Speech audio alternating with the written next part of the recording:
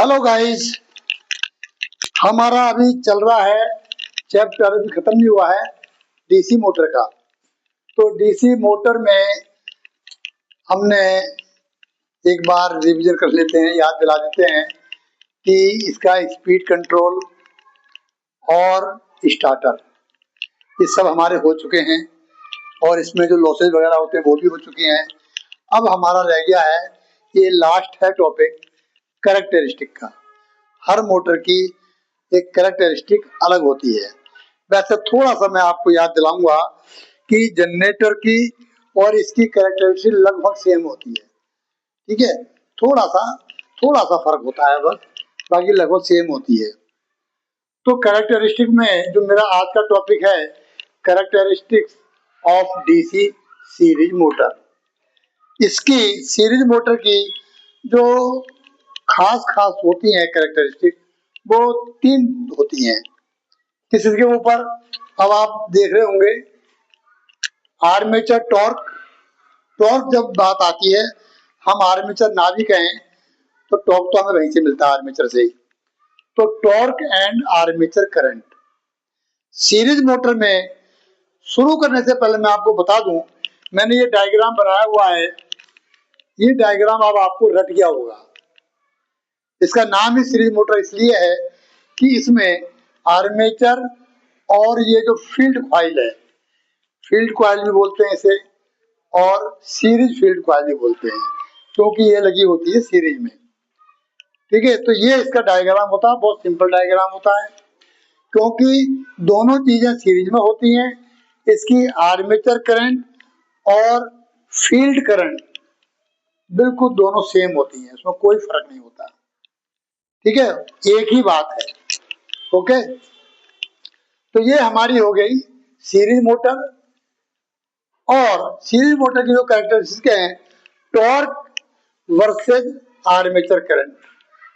Torque तो मिलेगा ही armature पे। ठीक है, जो टॉर्क, तो मैं टॉर्क तो पाऊंगा नहीं भाई। जो हमें मोटर की सापट पे एक वो टेंडेंसी जो किसी को घुमाने की रखती है पावर, वही टॉर्क कहलाती है।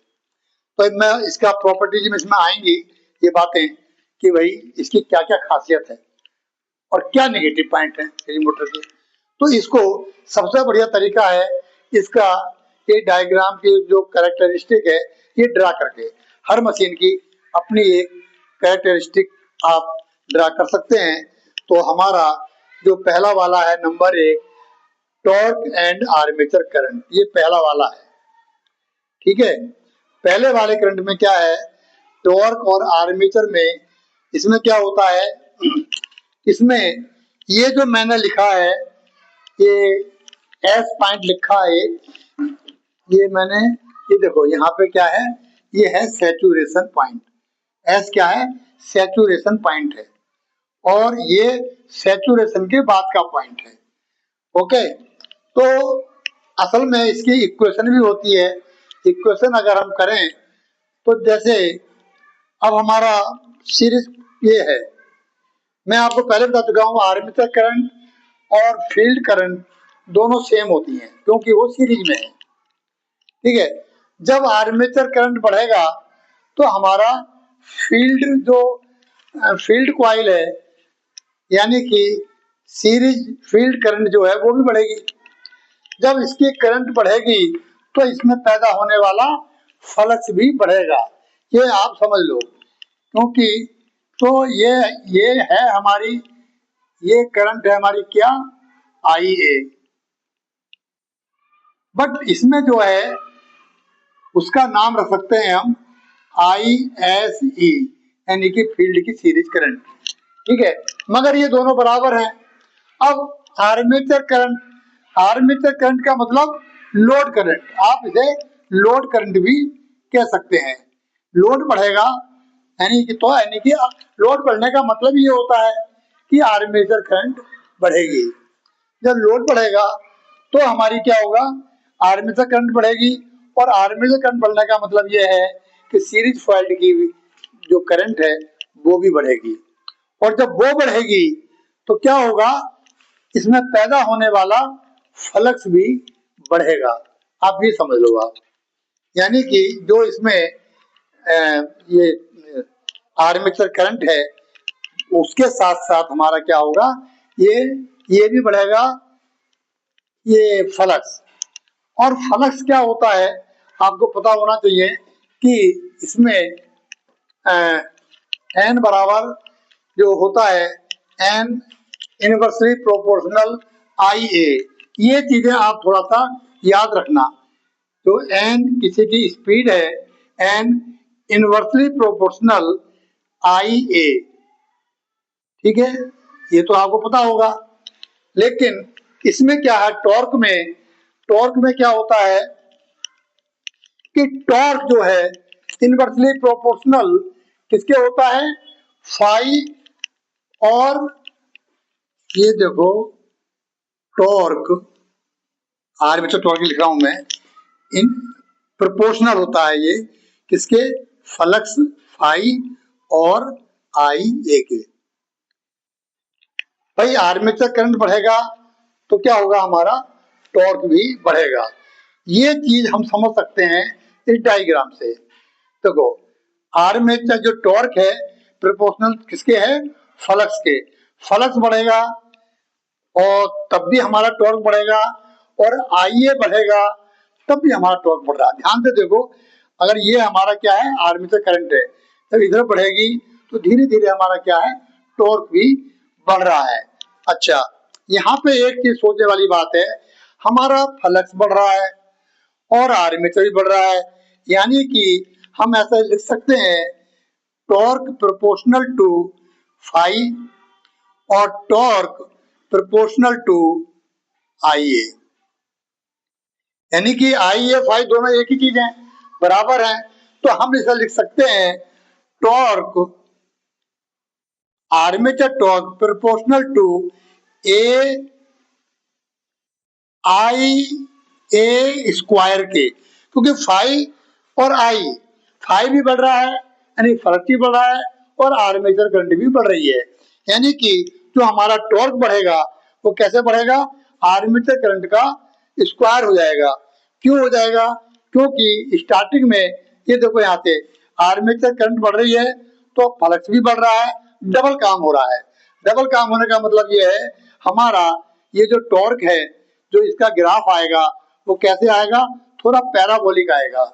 इसकी अगर हम इक्वेशन बनानी चाहें तो देखो यहाँ पे क्या हो गया, आइए, आइए क्या है, ये एक्स एक्सिस पे है, ये क्या क्या एक्सिस है, एक्स एक्सिस। तो हम इसकी इक्वेशन बनाएं अगर, तो बाई बराबर, क्योंकि बाई क्या है, टॉर्क है, ये बराबर हो जाएगा एम एक्स स्क्वायर के। एक्स का मतलब क्या है, आर्मेचर करंट, तो इसकी इक्वेशन ये बन जाएगी। लेकिन ये सैचुरेशन पॉइंट से पहले की इक्वेशन है, ये हमारा जो एस लिखा है मैंने, ये सैचुरेशन पॉइंट है। इसके बाद ये चीज लागू नहीं होगी, ये बी फोर सैचुरेशन बाई बराबर एम एक्स स्क्वायर आएगा, और आफ्टर सैचुरेशन ये बाई बराबर ये आ जाएगा हमारा एम एक्स।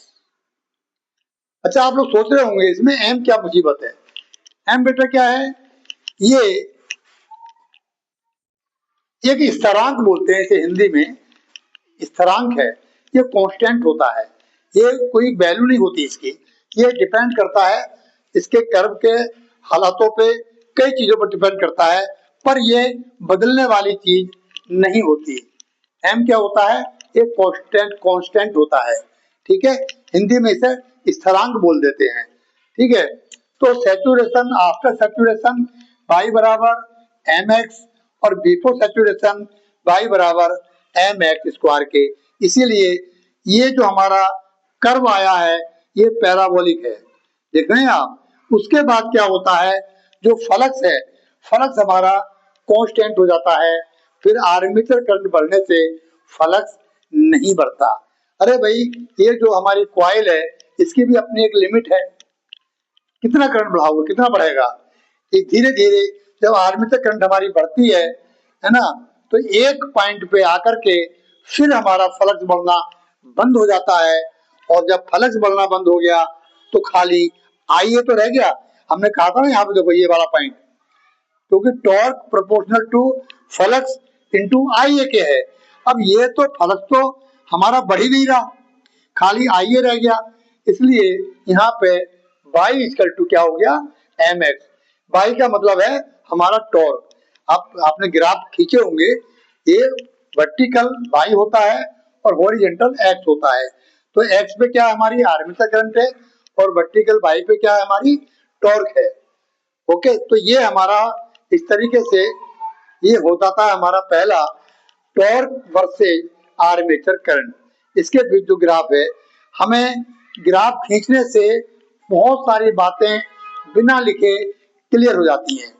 अब देख लो यहाँ पे, यहाँ से धीरे धीरे आर्मेचर करंट बढ़ेगी तो हमारा टॉर्क भी बढ़ेगा, लेकिन एक पॉइंट पे आने के बाद क्योंकि हमारा फ्लक्स बढ़ना बंद हो जाता है, तो ये देखो ना, इसमें आर्मेचर करंट बढ़ेगी तो इसका फ्लक्स बढ़ेगा, ठीक है, फ्लक्स बढ़ेगा तो हमारा क्या टॉर्क बढ़ेगा। लेकिन इसके भी एक यहाँ आने पे फ्लक्स बढ़ना बंद हो गया, खाली आर्मेचर करंट बढ़ रही है। देखो यहाँ पे ये बढ़ रही है ना आर्मेचर करंट, ये यहाँ से सीधी स्ट्रेट लाइन हो गई, तो यहाँ आर्मेचर करंट बढ़ रही है लेकिन फ्लक्स नहीं बढ़ रहा। उस केस में आफ्टर सैचुरेशन पॉइंट y बराबर हो जाएगा mx के, हैं। तो इसमें मेरे ख्याल से कोई कंफ्यूजन नहीं होना चाहिए। अब आ जाओ आप इसमें, ये है दूसरा कर्व है हमारा स्पीड वर्सेस आर्मेचर करंट। ये हमारी स्पीड है और ये हमारी आर्मेचर करंट है। तो ये भी क्या होता है, जो इसकी स्पीड होती है, ध्यान रहे हम सीरीज मोटर की बात कर रहे हैं, हर मोटर पे ये चीज लागू नहीं होती।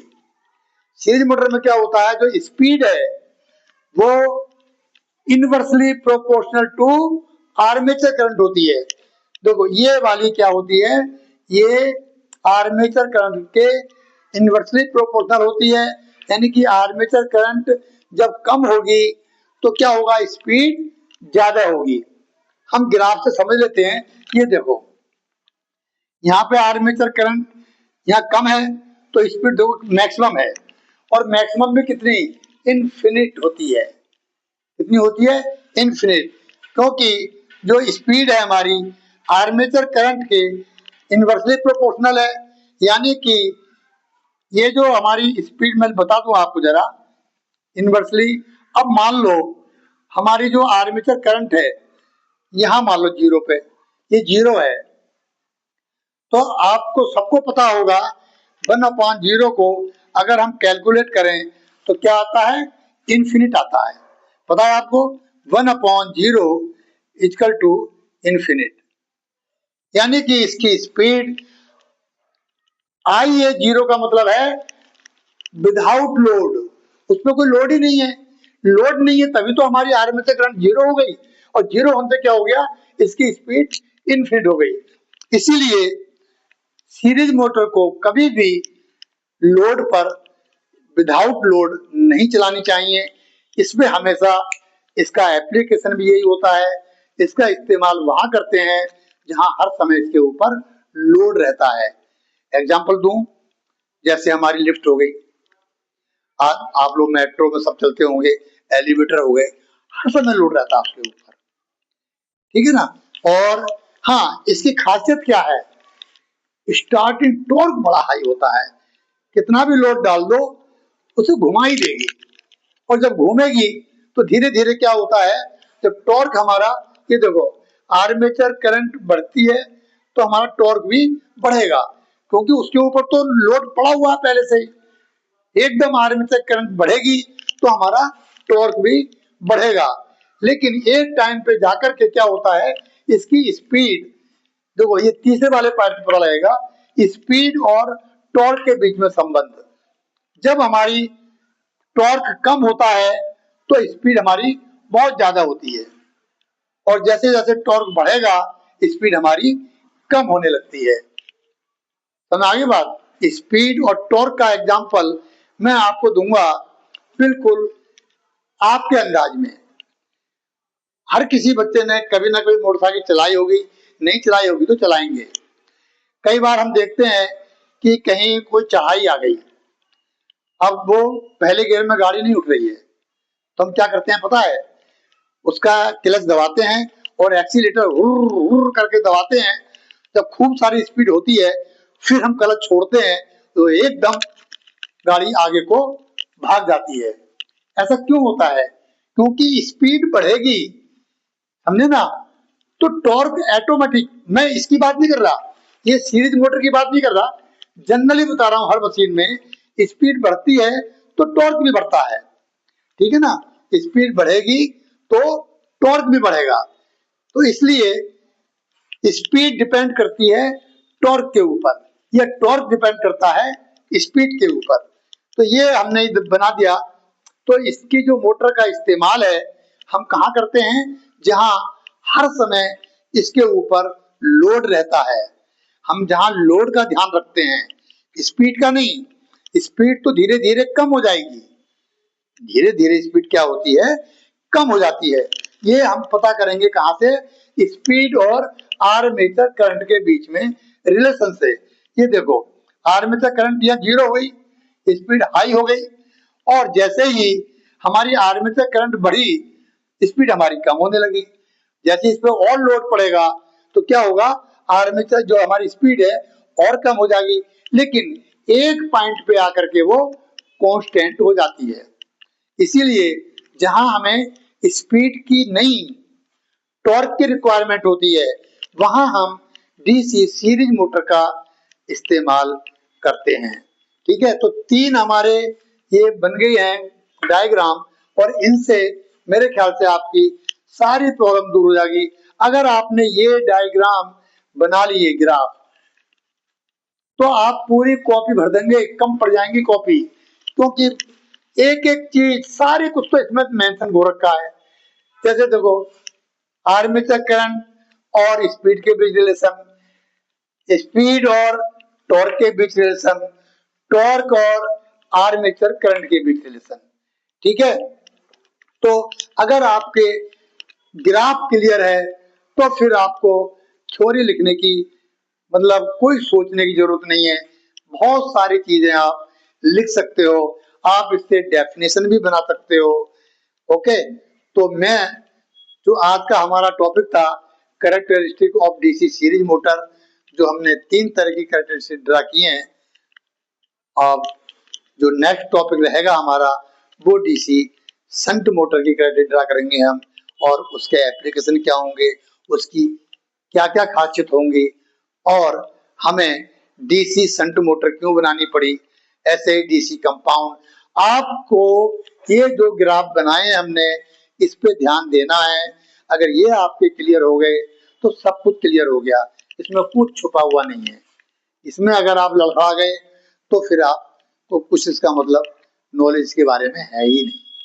ठीक है, तो मैंने डायग्राम भी बना दिया है और हमने इसके ग्राफ भी खींच के आपको बता दिए। अब नेक्स्ट इंतजार करिए आप characteristic of shunt DC motor की। तब तक के लिए बच्चों नमस्कार, आप खुश रहें, मस्त रहें।